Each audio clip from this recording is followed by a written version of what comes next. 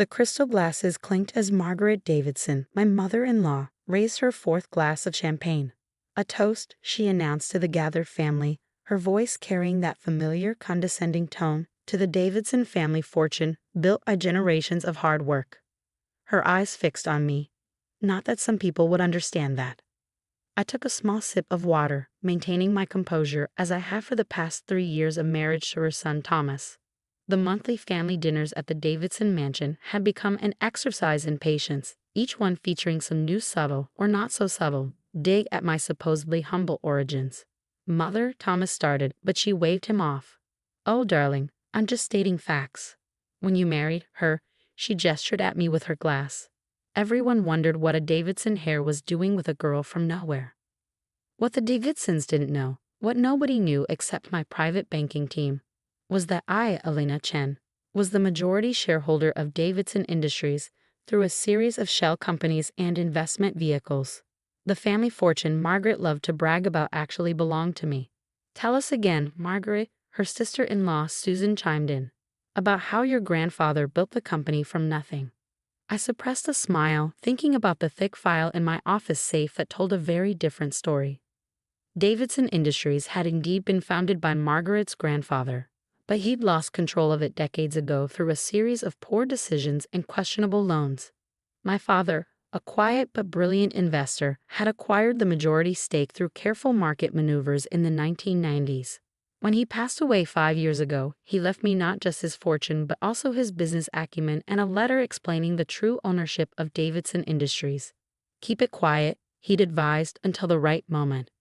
"Elena," Margaret's sharp voice cut through my thoughts, "I noticed you're not drinking champagne. Not good enough for your refined tastes." "Just being careful with expenses," I replied mildly, knowing it would rile her up. As expected, she took the bait. "Expenses? This is Dom Perignon, darling.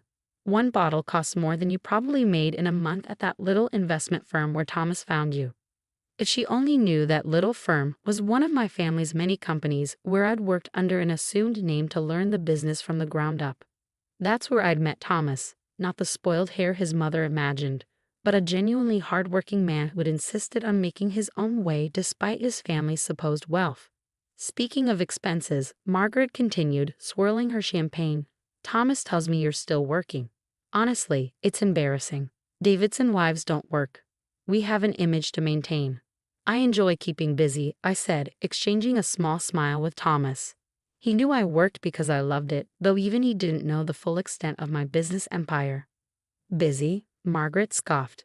"Is that what you call it? We all know why you're working, squirreling away money in case Thomas comes to his senses. Little gold digger's insurance policy." The table fell silent. Even by Margaret's standards, this was brutal. "Mother." Thomas stood up, his face flushed. "That's enough." But Margaret was on a roll, the champagne having loosened her tongue beyond its usual careful cruelty. "Oh, sit down, Thomas. We all think it. This little nobody appears out of nowhere, somehow gets her claws into you, and now she's just waiting to cash in on the Davidson fortune."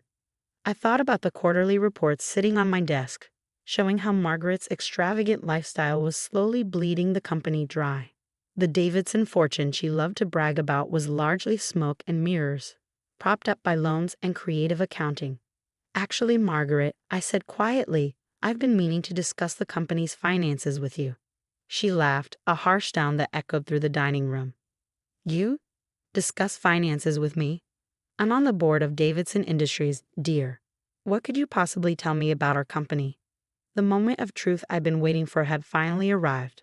I reached into my purse and pulled out a slim folder. "Well, for starters, I could tell you about the unauthorized loans you've taken out against company assets. Or perhaps you'd like to discuss the offshore accounts where you've been funneling company money." The champagne glass froze halfway to her lips. "What are you talking about?" "The Cayman Islands accounts, Margaret. The ones you thought nobody knew about. Or should we discuss the shell company you created to buy your vacation homes using company funds?" "How dare you!" She slammed the glass down, champagne sloshing onto the imported tablecloth. "Thomas, are you going to let her speak to me this way?" Thomas looked between us, confused. "Elena, what's going on?" I opened the folder and slid some documents across the table. "These are the real financial statements of Davidson Industries. Not the doctored versions you've been showing the board, Margaret. Would you like to explain why there's a $50 million discrepancy? Margaret's face had gone from flushed to pale. Where did you get those? Those are confidential board documents. They're my documents, Margaret, just like this is my company.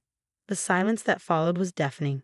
Margaret's champagne glass slipped from her trembling fingers, shattering on the hardwood floor. What did you say? Davidson Industries. I own it. Or more accurately, my family has owned it since your father lost control of it 30 years ago. We just let the Davidson name stay on for historical reasons. Thomas stared at me, his mouth open. Elena, I'm sorry I couldn't tell you sooner, darling. But I needed to understand who you really were, not who you pretended to be for your family's sake. Margaret stood up so quickly her chair toppled backward.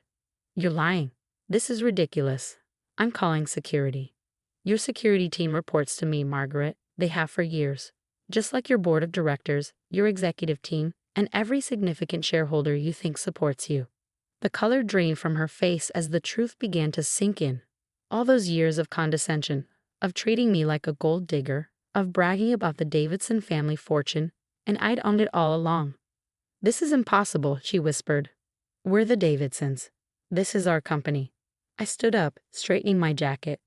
No, Margaret. You're former employees who've been embezzling from my company. And tomorrow morning, the board will be receiving a very interesting packet of documents detailing exactly how much you've stolen. The room erupted into chaos. Margaret lunged for the documents. Thomas tried to calm his mother, and various family members either sat in shocked silence or began hurling accusations at each other. I picked up my purse, ready to deliver the final blow that would set up the next phase of my plan. The Davidsons were about to learn that their carefully constructed world of privilege and pretense was built on nothing but paper, my paper. Oh, and Margaret, I paused at the dining room door. You might want to hold off on redecorating the mansion. You won't be living here much longer. The morning after my revelation at the Davidson family dinner, I arrived at Davidson Industries headquarters earlier than usual. The security team nodded respectfully. They'd always known who really signed their paychecks. By 8 a.m., my private elevator, the one Margaret thought was reserved for Davidson family only, carried me to the top floor executive suite. Margaret burst through the doors at 8:47. Her designer outfit slightly disheveled, last night's mascara still smudged under her eyes. Get out of my office. Your office? I glanced around the spacious room I'd redecorated last month. I don't see your name on the deed. In fact, I don't see the Davidson name on any deeds anymore. She slammed her hands on the desk. This is our company, our legacy. Actually, I opened my laptop. It hasn't been your company since your father lost it 30 years ago. Would you like to see the original transfer documents? Or perhaps we should discuss the $12 million you've embezzled over the past 5 years? The color drained from her face. You can't prove anything. Wrong again. I turned the screen toward her, showing a detailed spreadsheet of her illegal transactions. Every unauthorized loan, every fake vendor payment, every offshore transfer, I have it all. Did you really think nobody would notice you billing the company for your monthly spa treatments as building maintenance? My phone buzzed. A text from Thomas. We need to talk. Please. The board meeting starts in an hour, I told Margaret. I suggest you use that time to consider your options carefully. She straightened, attempting to recover her usual aristocratic bearing. Options? Option 1. Resign quietly, repay what you've stolen, and walk away with your reputation relatively intact. Option 2. Face criminal charges for embezzlement. Your choice. You wouldn't dare. I'm Thomas's mother. And I'm the woman you've spent 3 years calling a gold digger. Karma's interesting that way. The board meeting was everything I'd anticipated. One by one, the directors reviewed the evidence of Margaret's financial misconduct. Her face grew paler with each damning slide of my presentation. Mrs. Davidson, the lead director finally said, these allegations are extremely serious. Do you have any response? Before she could speak, the conference room door opened. Thomas walked in, carrying a folder of his own. I have something to add, he said, his voice steady despite his obvious exhaustion. He hadn't come home last night after my revelation at dinner. Margaret brightened. Thomas, tell them this is ridiculous. Tell them what she's doing to our family. Instead, he placed the folder on the table. These are additional records of unauthorized transactions. I found them in my mother's home office last night. Thomas, Margaret gasped. How could you? How could I? He turned to face her. How could you, Mother? I've spent my entire life believing in the Davidson legacy of integrity and hard work. But it was all a lie, wasn't it? There is no Davidson fortune, just money you stole from Elena's company.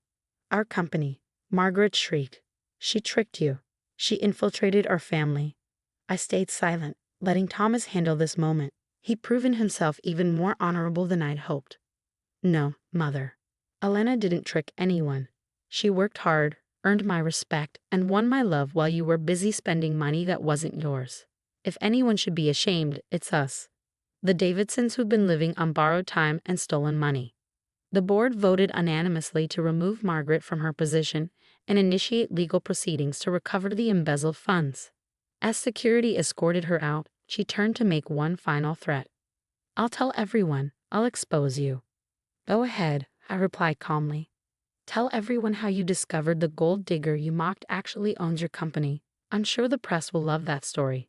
After the board meeting, Thomas and I finally had our private conversation in what was now officially my office. Why didn't you tell me? He asked quietly. Would you have believed me, over your mother's stories about the great Davidson legacy? He was silent for a moment. 3 years ago, probably not, but you could have told me after we married. I needed to know who you really were, Thomas. Not the Davidson heir, not your mother's son, but you. And you proved to be exactly the man I hoped you were.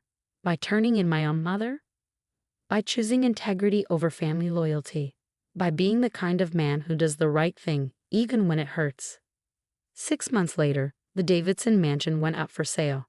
Margaret had moved in with her sister in Phoenix, her social media presence notably silent about her sudden retirement. The press had field day with the story of the secret owner of Davidson Industries, but their angle wasn't quite what Margaret had hoped for. Unknown Harris exposes family fraud, read one headline. Davidson Empire's true owner reveals years of deception, declared another. The gold digger narrative Margaret had tried to spin fell apart when journalists discovered my family's long history of quiet success. Thomas and I moved into a penthouse downtown, close to the company headquarters. He insisted on keeping his job in middle management, earning his own way despite now knowing about my wealth. I'm not my mother, he said. I don't mean to pretend to be something I'm not. Last week, I received a letter from Margaret, forwarded through her lawyers. You've ruined our family name, she wrote. I hope you're satisfied with your revenge. I filed the letter away with the original documents showing how the Davidsons had lost their company decades ago. It wasn't about revenge. It was about truth finally coming to light. Yesterday, Thomas and I hosted our first dinner party in our new home. As we sat down to eat, he raised his glass. To my wife, he said, smiling, who taught me that true wealth isn't about what you have, but about who you are. I thought about Margaret, about her years of condescension and cruelty, about how her obsession with appearing wealthy had ultimately cost her everything. The crystal glasses clinked, but this time, there was no pretense, no false legacy, no stolen fortune behind the sound. My phone buzzed with a news alert. Davidson Industries stock had hit a new high under my leadership. In Phoenix, Margaret probably saw the same alert, another reminder that the fortune she'd bragged about had never really been hers at all. Sometimes the best revenge isn't just revealing the truth, it's watching those who underestimated you realize that they never really knew you at all. As for the Davidson family fortune, it turned out the real gold digger wasn't the one serving dinner in her own home. It was the one who'd been stealing from it all along.